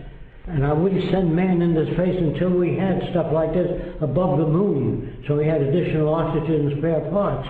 So all of this stuff, this retracts into that and retracts so men don't have to screw things together in space. Compressed air blows them together like a bellows. And these are space stations. I don't want people in space. I want them on Earth where they mix chemicals together and control everything in here. You don't need people out there. You got to bring food and shower material and water, and that they can't survive. So they should be remotely controlled. What good is space? You can do chemical experiments you can't do on Earth. Gravity doesn't permit you to do it. So you can do. So all of those robots are for kids to see the type of machines of the future. This is like a double dome, you know, and this is a tri-dome, 3 domes. Basic structure of what's inside the steel. There's a framing where all the lines go down to the ground. So all the stress is always going down to the ground. You see, it's not just randomly laid out. And so then for the underdeveloped countries, we would make a prefab unit with a shower, sink, and toilet all in one. And the water comes out of a slot. So it comes out like a ribbon. That'll cut the soap off your hand. A stream of water is wasted. 40% of the water is wasted. You know what I mean by like a ribbon? Mm-hmm. Okay. This is a slot there. The wastewater goes into the sink, travels around, fills the water closet. You flush the john with it. Instead of telling people to save water, you build many different types of bathrooms, maybe 50, and let people pick what they want. Instead of a toilet bowl or sink in a separate unit. Do you follow me? Mm-hmm. Then all buildings will be equipped with ramps for people in wheelchairs. All blind people will have sonar so they can see a table in front of them or any object. They don't need the cane. It's like a bat. A bat generates a sound, gets feedback, and avoids things. See? So we have so many wonderful things we want to do. Now this is for kids. When I show them the airplanes of the future, say they look like this, 1,000 passenger, I have to show them where it came from. It doesn't start this way. Show them the development of aircraft all the way down to this type. Then this is conventional helicopter. They all look alike because they all go to the same school. The blades turn this way, the body tends to turn the opposite way, and this fan pulls it back. So when it flies, this fan keeps it, and it goes through a little oscillation like that. And this is where a helicopter's going. The engine will be out on the blades. They're very small, about half the size of this, and that propels the blades around. But the passenger section remains stationary. And the way that works is 2 pendulums move up and back very fast. That keeps the center from turning. You don't need a fan back there. Then after the helicopter will come something like this. The turbines will lift the plane up, then they shut, and it moves forward. So these are variations of where airplanes are going. This is other types of flying wings, you know, the whole story of where they're going. And you see the rudder on this? This is when we outgrow the need for a rudder. To tell kids that there's no final frontiers, no best airplane. There's only the best you can do up to now with what we know. So that goes for government, it goes for all aspects of society. He designed these 65 years ago. Really? Yeah. If you look at this, The automobiles and everything, the airplanes. The automobiles of the future. And this is for kids. When kids come here, I got to get them interested. So I say these cars can't hit one another. Oh my. They're being repelled from each They can't other. even touch one another. But the kids get interested. And that's my aim. My intention is to get them interested in solving problems. So I show them what automobiles and airplanes will eventually look like, and then I show them all these variations. Then I show them the city, and I told them that not everybody wants to live in an individual home. Some people like apartments because there's a drama group, swimming pool, gymnasium, all in one. These people have to go to the gym. So I think that in the future, people will live in gigantic complexes with everything. Schools, libraries in there, restaurants, everything. But you have to do this now, because this is where people are at. They can't make that transition that fast. So if this is public health, if you work here, you live here if you choose to. Here is like outdoor here. Beautiful gardens, lakes, waterfalls, and tennis courts, bicycle paths through the forest, golf course. But the golf course has a clubhouse. In there you pick the clubs you want. Play, leave them there. What are you lugging all that crap around? You got a closet full of shit. You know what I mean? Really. So if you make things available, leave them there. There's more things for more people. So you open a closet and you see all kinds of stuff. Now, when you check out a camera at the camera center, we ask you to, when you're through, drop it off at the camera center. There they keep them in key shape. I don't want you to have a closet full of stuff. So here's a drama group. They produce plays, theater, they shoot television, movies. Everybody in the public is free to access anything without going to a committee. What's this? In there is shopping center, dental care, medical care, child care, schools. So you don't have to build suburbia and then drive that way to the dentist, that way for shopping, take your kid to school, and the other drive. That's a lot of poison in the atmosphere. So there are no cars permitted in the city. There's traveling units that travel around the circle, take you anywhere in your dial where you want to go. Art center, music center. Cars will be phased out. But transitionally, I have to deal with the in-betweens, you know. So this is only one type of city. There'll be many different types that serve many functions.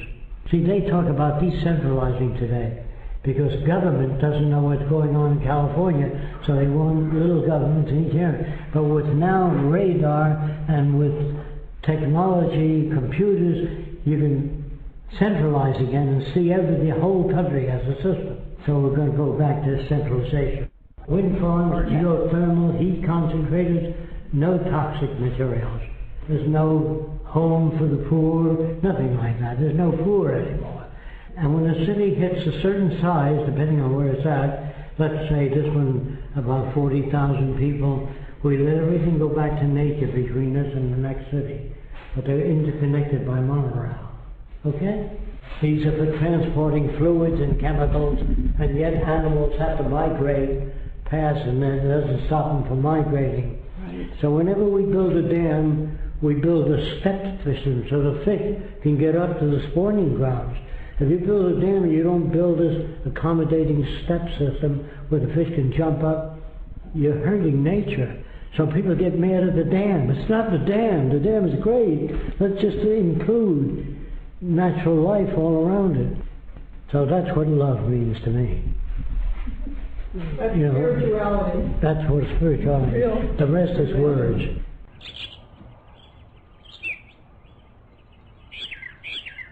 There's no wood to rot. There's no tent you have to put over the building to poison the bugs out of it. We just build buildings, and we want to go on and build other buildings and not have to worry. There's not much maintenance. They're very pleasant. And there's an odd-looking helicopter going overhead. Do you get a lot of air traffic? No, not usually. No, maybe they know we're here. We have 22 acres, a little over 22 acres. We dug streams and put up bridges. We dug ponds and put in hundreds of palm trees. They're not indigenous, the types of palms we put in. We put in flower trees, bushes, fruit trees, all kinds of fruit trees, and we have decks and bridges. It looks like a little paradise, banana trees. It is a little paradise, and all the buildings are round. Even where there's a flat surface, it ends in a round curve. Well, it's very strong. The dome uses the least amount of material to cover the most space. And there's no roof to blow off, there's no shingles to blow off. It's all one structure. So it's extremely strong, and we live in hurricane country. Oh, there's a deer. Oh, yes. We see deer outside our window. In fact, there's one deer that's so friendly to us that we can pass it right on the road about 5 feet apart. You have alligators? Alligators. We do have alligators. This is their land, so we dug out ponds so the alligators come and go. What is that white texture on the outside of the buildings? Well, a lot of the buildings we spray with foam on the outside, too. Oh, okay. It helps if there's any leaking, and it helps insulate buildings. And then we use elastomeric paint on the outside. And we kind of make our own texture with sand mixed in with the paint. Okay. We experimented with many things here, so many of the buildings would look very unusual. I had occasion to use the washroom during a break from our recording already today, and I see a little formed pencil holder right by the toilet, and you were saying that Jacques will often compose new imaginative drawings sitting on the toilet. There's no downtime for Jacques. He's working all the time. Even when he goes to the bathroom, he'll come out and bring out 5 new designs, beautiful drawings. And then he'll make models of them, then he'll film them, and I'll edit them in a DVD about the future. Just amazing. All right, we're going over to another building here. Drawing room and studio. You can see we make our railings out of aluminum. See, I do architectural drawings too, and I make architectural models on the outside for funding to help support the project in any way that I can. Then we sell the books and videos which help support the project.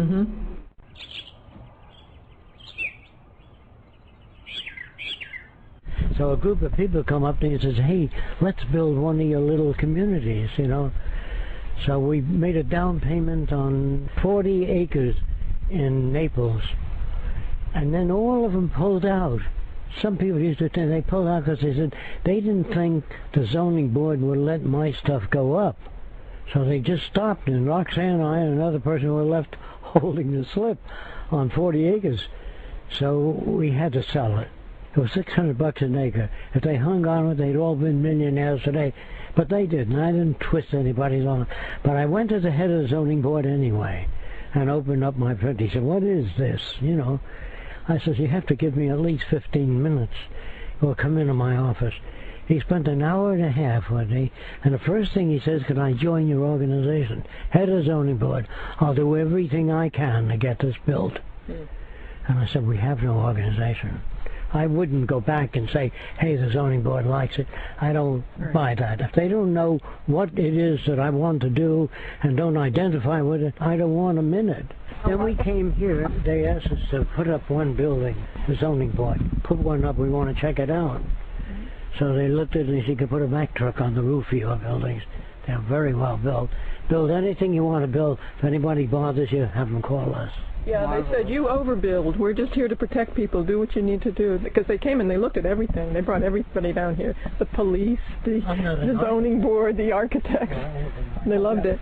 We looked all over the state, and we bought this 10 acres. We originally bought 10 acres here in Venus because it was pristine and untouched. And we wanted to experiment with a lot of things here, buildings and energy systems and a lot of different things. Somebody came up to me and said, 2 million people die a year in Africa of malaria. Oh, they used to spray oil on the swamp, and that keeps the larvae from getting out of the water and they die. Then they stopped that because the fish died too. So they spray poisons on it, and that goes down to the water table. So I was thinking about that, and I said, gee, this is pretty easy to get rid of malaria. What I do is put a lamp under the water with a color spectrum that moves, which attracts mosquitoes at night into the water. And the fish eat them, and you get more fish, and you feed more people, and you don't poison the lakes. I've been working on things since I've been worked on medical devices, artificial knees, surgical instruments, all kinds of different things. And the doctors would take out the patents. That's all. I didn't care about as long as they used it. And so that was good. I'm just trying to tell you what you go through if you deviate from the culture. You have a lot of problems you have to deal with. I've got a question for you about education. If everyone was like you, asking questions all the time, you'd have to have a whole different model of teacher. There's really no teachers. There are people that have information. In school, they try to tell me, plants grow. And I said, no, they don't. Plants can't grow unless it has gravity, moisture, nutrients, sunlight. The plant of itself can't do a thing. It's connected. You don't see the connections. And nothing could be self-activated. Like a sailboat can't sail. It's acted upon by the wind. Oh, nothing is self-activating. We're all influenced by geophysical forces and things of that sort. Now, you don't see the wires connected to people, so we think we have free will. I can design a radio-controlled plane. It goes up and I make it take a loop and barrel roll and then land. But I can also design a plane with a chip in it, so it'll do a loop and a roll. And since you see no wires coming off, you think it has free will. But then, if it comes in for landing and there's a big hole in the ground, fall in that hole. They say, see? But if you put a sensor on to sweep the ground, it'll avoid landing in that area. See, it'll seem to be making decisions like a man or a person. When a guy says, hey, that's a nice chick, he's brought up in a given culture with a given set of values. If everybody in the knows a foot long, you guys would have surgery done to be accepted. Does that make sense? Sure. So there's no beauty. If you start bringing up people to concepts of beauty and you hold beauty contests, you hurt a lot of people. More girls are hurt by a beauty contest than the winner. And then if all sports would be surpassed, football, baseball, boxing, wrestling, all that stuff, because I have a scene I want to do again in the movie of a Roman family coming to see Christians being fed to lions. And the little kid says, Daddy, can we come next week to see Christians being fed to lions? I want to show that that was normal in those days. You know what I mean? That you must understand the influence of a culture. So guys say, there's nothing like boxing, good boxing. Now, you know, I want to cut, you know. All that's conditioned, and they're pathetic. I mean, I really can't attack that because I'd be ground to a ribbon, because sports are big things. But they don't go to a ball game to watch two teams play, say Harrison was great, Michael did a good job. They root for their team, the Jewish American polo team, or this or that. You got all these different little guys rooting. This is dividing people. And so you must not do things to win approval. You do things because the job is necessary. I don't like a doctor who works for money. And they all do. When they say your kidney has to come out, you don't know if he's trying to pay off a new yacht or whether your kidney really has to come out. You know, the monetary system, guys say, I got just the car you're looking for. You know, everybody you meet is out to sell you something, and I want to do away with all that because you can't have decency and ethics in a monetary system. I thought in working on the design of a global society that what I had put on paper sounded good to me, but I said, how do you know it'll work? And talk to myself. That's what thinking is. So I said, well, I don't know it'll work, but I certainly am going to try to see if it'll work. So I attended many Klan meetings, KKK, got the feel of the organization, and then proceeded to show them things that would contradict their statements. I didn't contradict them. I showed them things such as a person, and had a guy that was a great projector of his own values into everything he saw, and he projected his values into an image I had on the screen. And he said he looked like a good American and a kind person and a family man, a religious man. But then I pulled out the bottom of the picture, which I got in the post office. This guy was wanted by the FBI for subversive action against the United States. To help show this guy that it's not possible to look at a photograph of a person and tell about him. Sometimes you might accidentally hit, but in the whole you would hurt yourself. Then I would project a voice, and it'd sound like a guy talking about aeronautics with an English accent, and he tries to picture the guy. Then the image comes on later. It's a black guy raised in England, and that confuses him.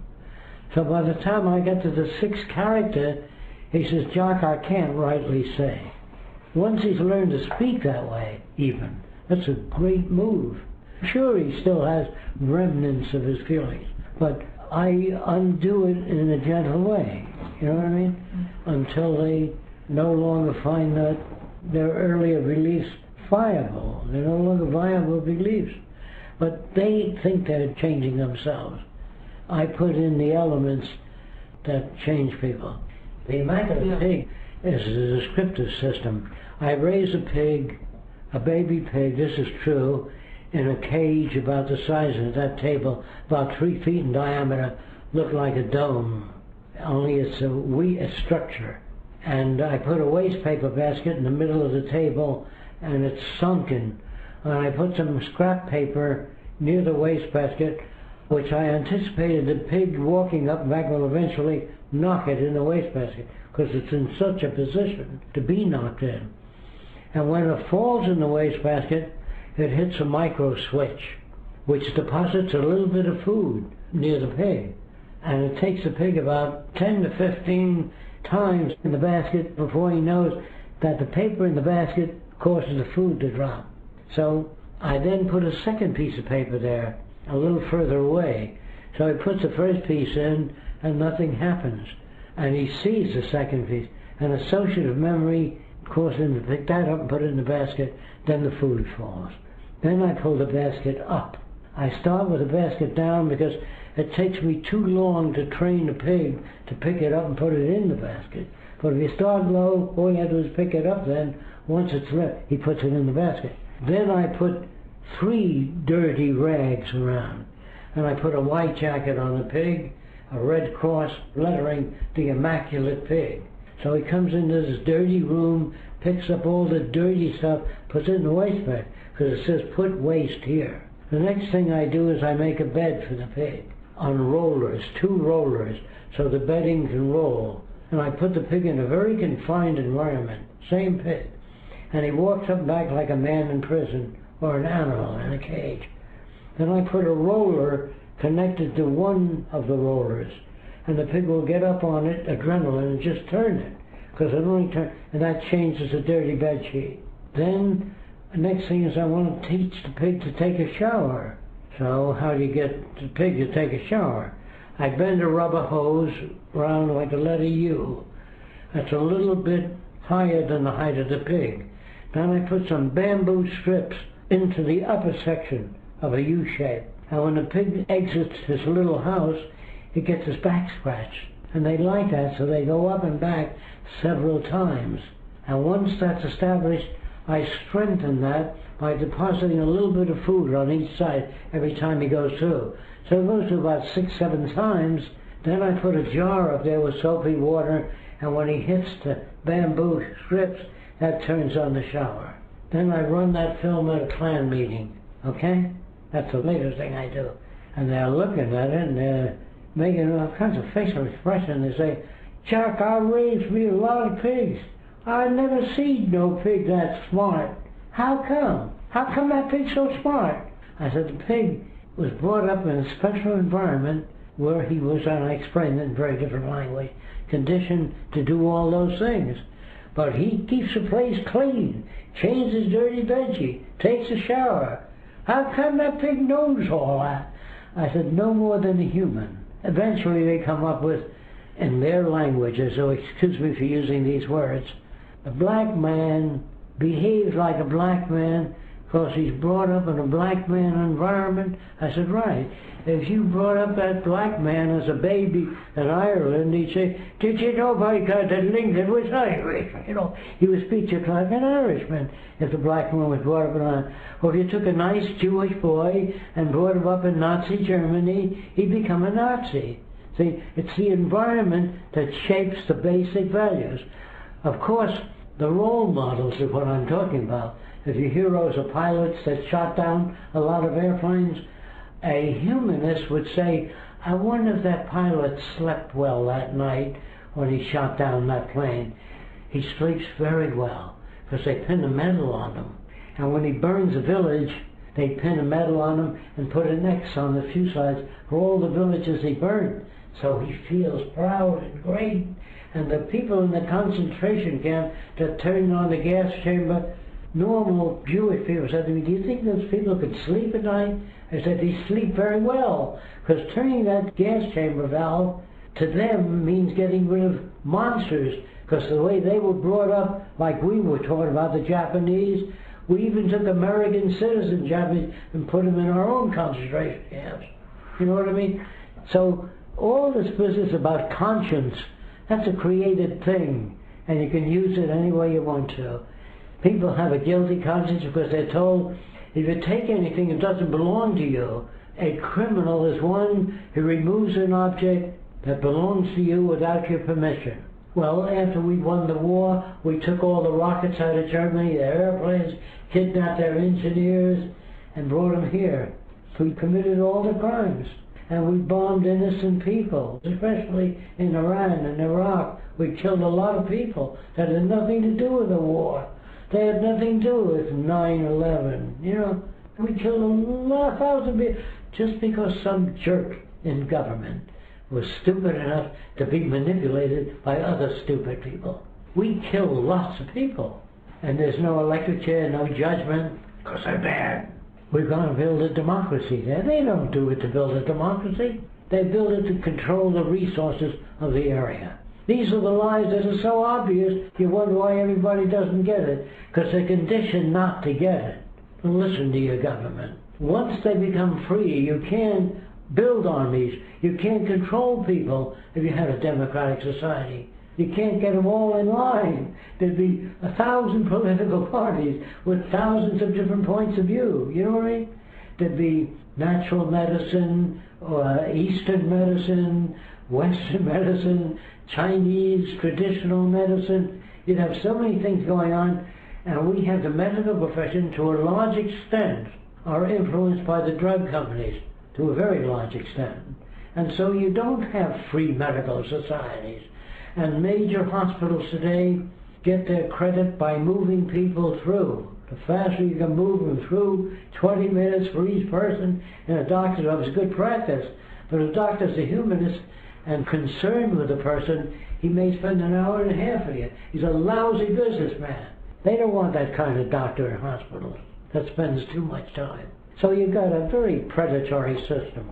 There's nothing about this system that I would uphold. Nothing. Or any other system, or any other country.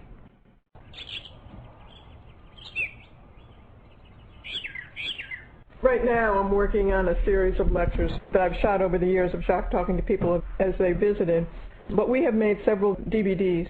And then there was William Gazecki, who made a documentary on Jacques too, called Future by Design. He said, we got to make a film on you. So it gets out there. They got William Gazecki, who made a film called Waco. Did you see that about the Branch Davidians? He made that. They got him out here, and he said, how much will it take? And he made the film. You know, guys make movies, and this is just another movie. This is an essential thing that has to be made. This movie is about our survival and about our future. So if you know any film people, you know we need them, but they have to come out here. I can't send them a script. They won't get it because they have to ask questions and understand what the film's about. They can't put it together. Do you understand? Jacques Fresco, thank you so much for all of this time with us today, and Roxanne Meadows. It's been a real treat. Anyway, I'm not your enemy. Oh, I'm really relieved to hear that. If you could sum up what living on purpose means to you in a few sentences or one full breath, what would you say?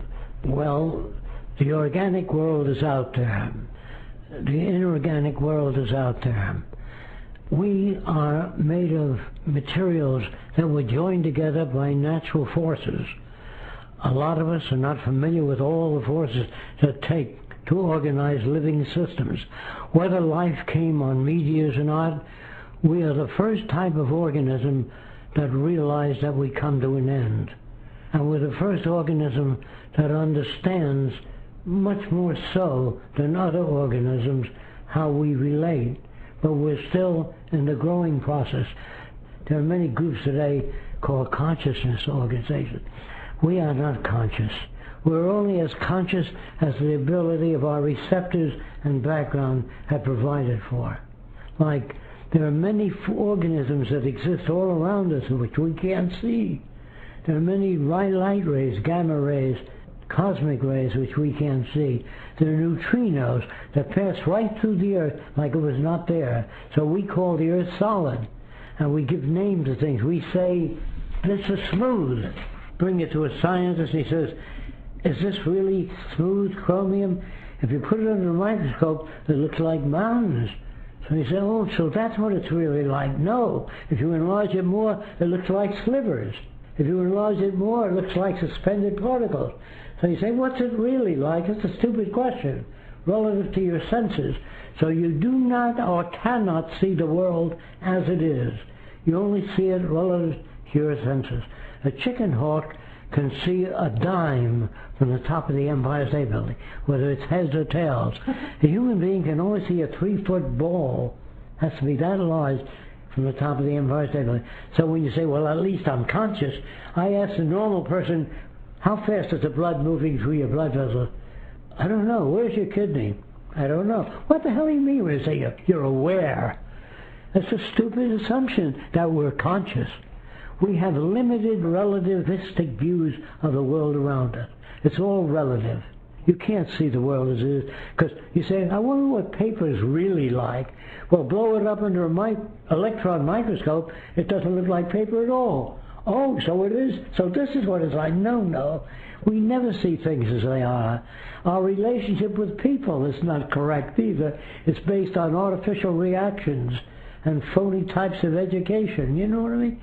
Someday in the future, we will understand things on multiple levels. It's called locking your frame. If you lock your frame of reference, you say, if somebody says, yes, but will people be happy in the future? You're talking to people of the present, and they use words like happiness. Happiness is a temporary state. It's not permanent. It undergoes change. So it's very difficult to talk to what we call rigid, normal people, any more than you can talk to the Vikings as an American today, you know. So what is sound is that we understand that we only perceive the world with our senses, not as it is, but as we are able to interpret it. Someday, when we control hurricanes, we have to know what makes them, how they get started, what the variables are. And once we learn that, we will be able to control hurricanes and tsunami waves, and we'll be able to control the weather. When I use the word control, I mean manage the weather so humans are not slaughtered and drowned by natural phenomena. Now, is that good or bad? It's good for humans. What about other animals? I can't answer all those questions. But humans, right now, are the supreme actors they may destroy all life in the earth with radioactive war. And so there's a place that your senators built for them to go to in case of a nuclear war. And what do they come out to when they come out 6 months after the war? A radiating earth, burning with radioactive material for thousands of years. Is that what you want? Jock, what you talk about going to be 1,000 years from now? You know, they don't understand that it's a matter, it'll happen like this. After the movie, the graph will go up real fast and change will occur faster. Without the movie, I fear where men will go. I know of no organization in the world that has brought all this together with a deep understanding of how it is that we get to be the way we are. And I think Roxanne told you that today all the big cities have embalming fluid in the reservoirs. Because you can't keep putting it into the dead, put it in the ground, it goes down the water table and into the water. Who's going to water your grave 150 years from now? It was ridiculous. So I told Roxanne, if anything happened to me, cremation, then flush me down the toilet. I don't need any monuments or anything. It's while you're alive, you do the best you can. When you're not alive, you know, worship the shell, you know, walk behind the weeping. Well, you feel lost, sure. We need to make a quantum jump in social arrangements. And if we don't make these films and get them out there, I don't see what is going to change people. So I've been kicked through a lot of different environments, and I've picked up a lot of stuff, and I want to share it fast as I can. I've been trying to do this all my life, share these ideas, but not having credentials, they slammed the gate. But since a lot of publicity has been out, I've been invited to speak at many universities, from Columbia, Caltech, University of Miami, but they give me 1 hour and they have a whole panel there You know, they don't give me a chance to get into anything Yeah. because the panel will say, yes, but where's the money coming? And then you have to go in that, and the hour is up. You know, I think you guys here, I could cover a great deal more, and I don't expect to change everything, but just enough for you guys to know what the Venus Project is. And it's not about city design, which everybody thinks it is.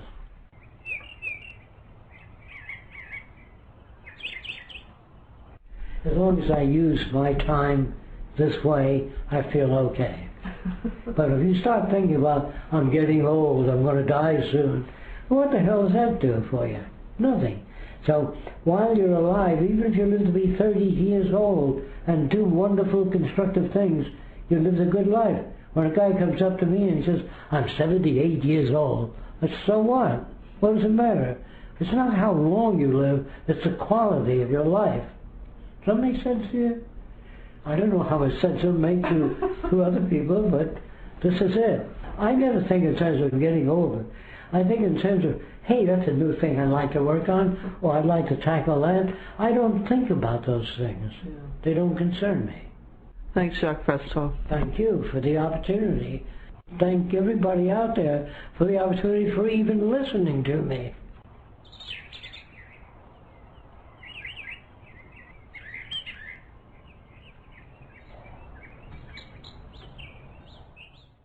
I love people, that's why I'm